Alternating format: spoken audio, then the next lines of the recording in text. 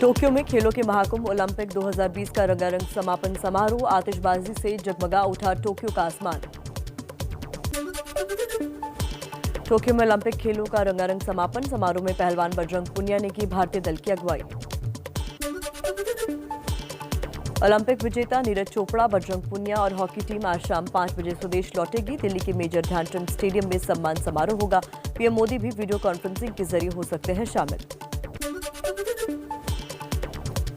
Olympic में पदक जीतने पर पीएम मोदी का ट्वीट, लिखा भारतीय दल के हर खिलाड़ी को शानदार प्रदर्शन के लिए बधाई। मेडल जीतने से देश गौरवान्वित हुआ। ओलंपिक के स्वर्ण पदक विजेता नीरज चोपड़ा ने एबीपी न्यूज पर 1983 वर्ल्ड कप के विजेता कपिल देव के साथ साझा किए जीत और संघर्ष के अनुभव। बोले, सरकार से मदद मिली, अपने पैसे से खरीद भी नहीं सकता था जेवलिन। पानीपत में नीरज चोपड़ा के घर पहुंचे हरियाणा के गृह मंत्री अनिल विज। नीरज के माता पिता से मुलाकात कर जीत की बधाई दी। गोल्डन बॉय नीरज चोपड़ा के घर पानीपत में जोरदार जश्न। परिवार के बुजुर्ग से लेकर नौजवानों ने नाच गाकर बेटे की जीत की खुशी मनाई। नीरज चोपड़ा के घर पर बधाई देने विशेष तौर पर ढोल वाले दिल्ली से पानीपत पहुंचे। ढोल की थाप पर परिवार और गांव वालों ने नाच गाकर जश्न मनाया। पानीपत में नीरज की जीत के बाद दोस्तों में जोरदार उत्साह। नीरज के इंतजार में पहुंचे पानीपत। नीरज चोपड़ा आज टोक्यो से लौटेंगे देश। पानीपत में परिवार कर रहा है अपने लाल का इंतजार। घर पर उनकी पसंद के चूरमा के लड्डू बनाए गए हैं। चंडीगढ़ में एक ऑटो चालक ने नीरज चोपड़ा की मेडल जीतने का जश्न अनोखे अंदाज में मनाया। दिन भर सवारियों को मुफ्त में ऑटो की सवारी करवाई। एबीपी न्यूज पर बोले कानून मंत्री किरण रिजिजू, टोक्यो ओलंपिक में भारत की बड़ी उपलब्धि। मिल्खा जी का गोल्ड का सपना पूरा हुआ। कहा, गोल्ड मेडल की तुलना नहीं की जा सकती। हिमाचल प्रदेश के सीएम जयराम ठाकुर का ओलंपिक पदक विजेताओं को हिमाचल आने का न्योता। एचपीटीडीसी करेगा 3 दिनों तक पदक विजेताओं की मेजबानी। उत्तर प्रदेश के अमरोहा में एक कलाकार ने नीरज की तस्वीर बनाकर जताई खुशी। कलाकार ने नीरज चोपड़ा की 6 फीट की तस्वीर बनाई। कर्नाटक के शिवमोगा में भी नीरज चोपड़ा की जीत का जश्न। युवा कांग्रेस के कार्यकर्ताओं ने जश्न मनाया। टोक्यो ओलंपिक में भारतीय खिलाड़ियों के पदक जीतने का असर हरियाणा के गांव में दिखने लगा है। खेलों में रुचि रखने वाले 40 से 50 बच्चों के सिरसा की कई स्पोर्ट्स अकेडमी में रोज आ रहे फोन। महिला हॉकी टीम की खिलाड़ी वंदना कटारिया होंगी उत्तराखंड में महिला और बाल विकास विभाग की brand ambassador. CM Pushkar Singh Dhami ने ऐलान किया। टोक्यो ओलंपिक से घर पहुंचते ही एथलीट धनलक्ष्मी को मिली बहन के निधन की दुख भरी खबर। फूट फूट कर रो पड़ी। पीएम मोदी आज शाम 5:30 बजे संयुक्त राष्ट्र सुरक्षा परिषद की वर्चुअल डिबेट की अध्यक्षता करेंगे। समुद्री सुरक्षा पर चर्चा होगी। इस बैठक की अध्यक्षता करने वाले भारत के पहले पीएम होंगे मोदी। पीएम मोदी आज किसान सम्मान निधि की अगली किश्त जारी करेंगे। 9 करोड़ 75 लाख से ज्यादा किसानों के खाते में 19,500 करोड़ रुपए भेजे जाएंगे। संसद के मानसून सत्र का आखिरी हफ्ता आज से शुरू। पेगासस जासूसी कांड, कृषि कानून को लेकर विपक्ष के हंगामे के आसार। लोकसभा और राज्यसभा के विपक्ष के सांसदों की सुबह 10 बजे संसद भवन में बड़ी बैठक। आगे की रणनीति पर चर्चा संभव। कांग्रेस ने पेगासस जासूसी कांड और किसान के मुद्दे पर वीडियो जारी किया। कहा, सरकार हमारी सुने। पेगासस मुद्दे पर कांग्रेस नेता शशि थरूर का बयान। कहा, बीजेपी नहीं चाहती इस मामले पर चर्चा हो। 28 जुलाई को आईटी समिति की बैठक की बीजेपी नेताओं ने बाधित किया। दिल्ली कैंट मामले पर कांग्रेस का बीजेपी पर निशाना। कहा, प्रधानमंत्री आवास से सिर्फ 24 किलोमीटर दूर घटना हुई। पीएम मोदी और गृह मंत्री ने एक शब्द तक नहीं कहा। राहुल गांधी का ट्विटर अकाउंट लॉक होने पर विवाद बढ़ा। रणदीप सुरजेवाला बोले, मोदी सरकार अनुसूचित जाति की बेटी के लिए उठी आवाज को दबाना चाहती है। कांग्रेस आज करेगी प्रदर्शन। और राजनीति से ही जुड़ी कुछ और अहम खबरें अब आपके सामने तेज रफ्तार में।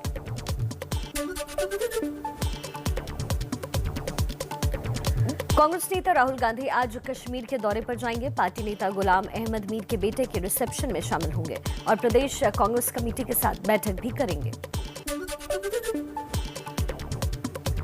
खेल पुरस्कार के नाम पर विवाद को लेकर बोले गौतम गंभीर, पहले जवाहरलाल नेहरू और इंदिरा गांधी का नाम हटाया जाए, उसके बाद मोदी स्टेडियम पर विचार होगा। मिशन यूपी पर बीजेपी अध्यक्ष जेपी नड्डा और सीएम योगी ने आगरा में जिला अध्यक्ष, जिला प्रभारी और क्षेत्रीय मोर्चा के अध्यक्षों के साथ बैठक की। आगरा में कोरोना वॉरियर्स सम्मेलन में जेपी नड्डा ने कहा, कुछ लोग बीजेपी की वैक्सीन कहकर भ्रम फैला रहे थे, वहीं अब वैक्सीन की मांग कर रहे हैं। कोरोना वॉरियर्स सम्मेलन में बोले सीएम योगी, कोरोना काल में पीएम मोदी ने अच्छा काम किया, कोई भी गरीब भूख से नहीं मरा। यूपी के सीएम योगी आदित्यनाथ और अखिलेश यादव में जुबानी जंग हुई तेज। अखिलेश बोले, योगी सरकार ने रोक दिया है यूपी का विकास, समाजवादी पार्टी जीतेगी 400 सीटें। यूपी चुनाव से पहले पिछड़े वर्ग के वोट पर अखिलेश यादव की नजर। राज्यपाल कश्यप के नेतृत्व में आज से पिछड़ा वर्ग सम्मेलन आयोजित करेगी समाजवादी पार्टी। कांग्रेस की बढ़ती महंगाई, बेरोजगारी, किसानों के मुद्दे पर योगी सरकार को घेरने की तैयारी। अगस्त क्रांति की सालगिरह पर पार्टी आज यूपी में बीजेपी गद्दी छोड़ो मार्च निकालने वाली है। यूपी चुनाव को लेकर आज से कांग्रेस शुरू करेगी कि किसने बिगाड़ा उत्तर प्रदेश अभियान, यूपी की पिछले 32 वर्षों की सरकारों को घेरने की योजना। कानपुर यूपी कांग्रेस के प्रदेश अध्यक्ष अजय कुमार लल्लू का बयान, बोले कांग्रेस विधानसभा चुनाव में समाजवादी पार्टी और बीएसपी से गठबंधन नहीं करेगी, दोनों पार्टी से गठबंधन कर खामियाजा भुगत चुके हैं। आम आदमी पार्टी के सांसद संजय सिंह का बड़ा आरोप, यूपी में जल जीवन मिशन योजना में 30,000 करोड़ का घोटाला हुआ है। सेंट्रल इकोनॉमिक इंटेलिजेंस ब्यूरो की रिपोर्ट का दिया हवाला। जल शक्ति मंत्री महेंद्र सिंह संजय सिंह ने आरोपों को बताया निराधार। कहा, पाइप सप्लाई का कोई टेंडर यूपी सरकार ने नहीं निकाला तो घोटाला कहां से हुआ। बीएचपी के अंतर्राष्ट्रीय कार्य अध्यक्ष आलोक कुमार ने श्रीराम समर्पण निधि पर हर आरोप से किया इनकार। कहा, जो हिंदू हित की बात करेगा उसी को देंगे समर्थन। बिहार में पोस्टर वॉर वाली सियासत और हुई तेज। 16 अगस्त को आरपीसी सिंह के पटना आने से पहले जगह जगह लगे पोस्टर से ललन और उपेंद्र कुशवाहा की तस्वीर गायब। पटना में छात्र आरजेडी की बैठक के लिए पोस्टर से तेजस्वी यादव, तेज प्रताप के साथ लालू यादव और राबड़ी देवी की तस्वीर लगी। तेज प्रताप बोले, वो हमारे दिल में है, होर्डिंग और पोस्टर से क्या मतलब है। आरजेडी के प्रदेश अध्यक्ष जगदानंद सिंह के बयान पर घमासान। कहा, जीन्स पहनने वाले राजनीति नहीं कर सकते। जेडीयू का पलटवार, तेज प्रताप और तेजस्वी भी पहनते हैं जीन्स, कैसे रोकिएगा। लालू यादव के बड़े बेटे तेज प्रताप यादव ने अपनी ही पार्टी के प्रदेश अध्यक्ष को बताया हिटलर। कहा, जगदानंद सिंह हिटलर की तरह बोलते हैं। एमपी विधानसभा में सदस्य के पप्पू, फेंकू, बंटाधार जैसे शब्दों का इस्तेमाल अब रोका गया। विधानसभा सचिवालय ने असंसदीय शब्दों की सूची जारी की है। आज से शुरू हो रहा है मानसून सत्र। त्रिपुरा में गिरफ्तार टीएमसी के सभी 14 कार्यकर्ताओं को जमानत मिली। अभिषेक बैनर्जी ने ट्विटर पर लिखा, बीजेपी कितनी भी कोशिश कर ले कम पड़ेगी, सत्यमेव जयते। संसद भवन परिसर में आज टीएमसी सांसद करेंगे प्रदर्शन। असम मिजोरम सीमा विवाद को लेकर आज पीएम मोदी से मुलाकात करेंगे असम के सीएम हेमंत बिस्व शर्मा। असम के बीजेपी सांसद भी रहेंगे मौजूद। शनिवार को गृहमंत्री अमित शाह से मिल चुके हैं बिस्व शर्मा। असम मिजोरम सीमा विवाद पर एआईयूडीएफ प्रमुख बदरुद्दीन अजमल का बड़ा बयान। कहा, पीएम मोदी को पत्र लिखूंगा, 7 पड़ोसी राज्यों ने असम की जमीन हड़प रखी है। कुछ और खबरों का रुख कर लेते हैं इसी तरह फटाफट अंदाज में। पीएम मोदी के 7 साल के कार्यकाल पर लिखी गई किताब एक्सीलरेटिंग इंडिया आज शाम 6:30 बजे उपराष्ट्रपति वेंकैया नायडू इसका विमोचन करेंगे। किसान नेता राकेश टिकैत का आपत्तिजनक बयान। कहा, लखनऊ हम किसानों का है, किसी के बाप की जागीर नहीं। किसान आंदोलन में विरोध के सुर। किसान नेता गुरनाम चढ़ूनी ने किया संयुक्त किसान मोर्चा की बैठक का विरोध। कहा, मोर्चा से अलग नहीं हुआ। देवस्थानम बोर्ड के विरोध में केदारनाथ के तीर्थ पुरोहितों ने बीजेपी की प्राथमिक सदस्यता से इस्तीफा दिया। 1 सितंबर को जिला मुख्यालय पर प्रदर्शन करेंगे। सीबीआई ने महाराष्ट्र सरकार से पुणे सातारा टोल की जांच की इजाजत मांगी। अंबानी की रिलायंस इंफ्रास्ट्रक्चर पर नियमों को ताक पर रखकर अवैध टोल वसूलने का आरोप है। अभी नहीं टला है कोरोना का खतरा। एक दिन में कोरोना के 39,070 नए मरीज मिले, 491 लोगों की मौत। कोरोना से जंग को लेकर आईसीएमआर का बड़ा दावा, कोवैक्सीन और कोविशील्ड की मिक्स डोज कोरोना के खिलाफ ज्यादा कारगर। मुंबई में लोकल ट्रेन में यात्रा करने वालों के लिए अच्छी खबर, वैक्सीन की दोनों डोज लगवा चुके लोग 15 अगस्त से सफर कर सकेंगे। कोरोना के डेल्टा प्लस वेरिएंट का कहर महाराष्ट्र में भी बढ़ा। स्वास्थ्य मंत्री राजेश टोपे के मुताबिक राज्य में डेल्टा प्लस वेरिएंट के 45 केस सामने आए। कोरोना के नियमों का पालन करना जरूरी। महाराष्ट्र में कोरोना के खतरे से बेपरवाह दिखे समाजवादी पार्टी के नेता अबू आजमी। जन्मदिन के मौके पर रैली का आयोजन किया, उड़ाई कोरोना नियमों की धज्जियां। दिल्ली में कोरोना का ग्रेडेड रिस्पांस एक्शन प्लान यानी ग्रैप लागू। ऐसा करने वाला देश का पहला राज्य बना। ग्रैप में 4 तरह के अलर्ट लेवल हैं। कांग्रेस नेता अधीर रंजन चौधरी ने पीएम मोदी को चिट्ठी लिखी, पश्चिम बंगाल के लिए वैक्सीन का कोटा बढ़ाने की मांग की। झारखंड में कोरोना वॉरियर्स को 3 महीनों से नहीं मिला वेतन। कोरोना से निपटने के लिए रिम्स में करीब 750 नर्स और लैब टेक्नीशियन की कॉन्ट्रैक्ट पर हुई थी बहाली।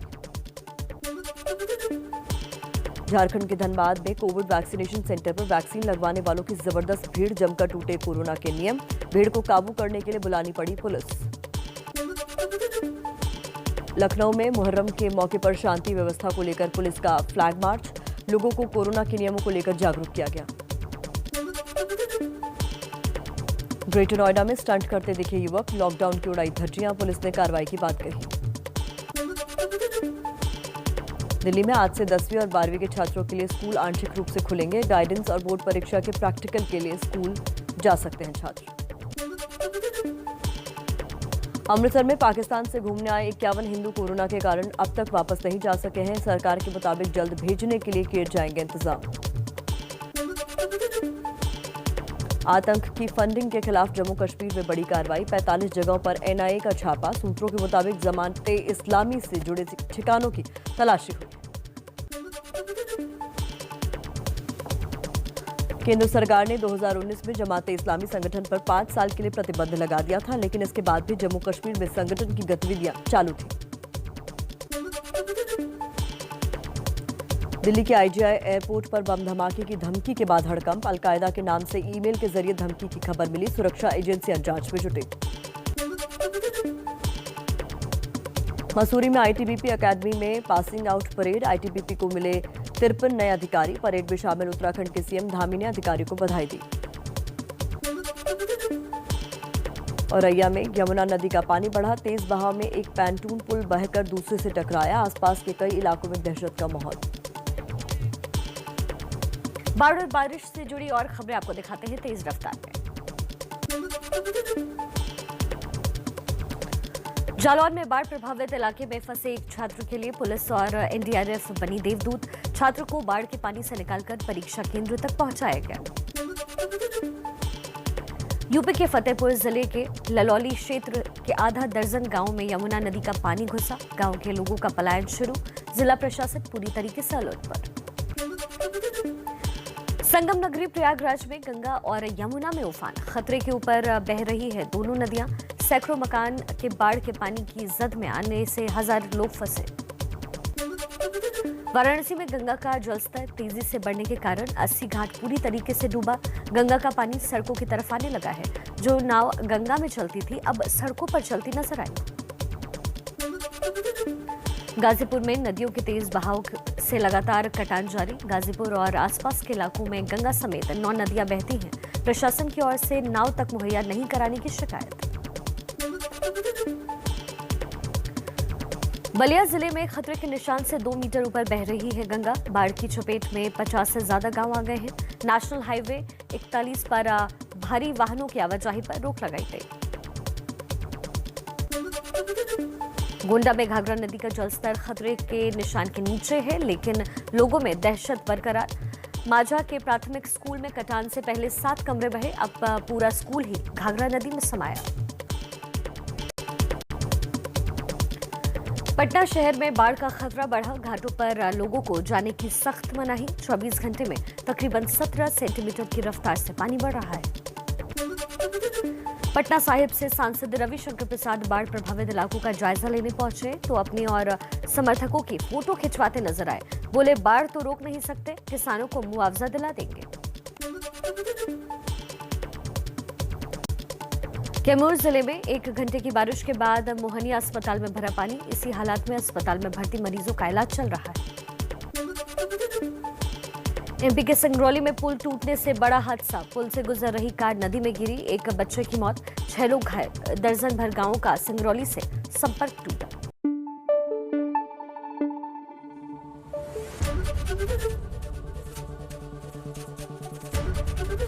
एबीपी न्यूज आपको रखे आगे।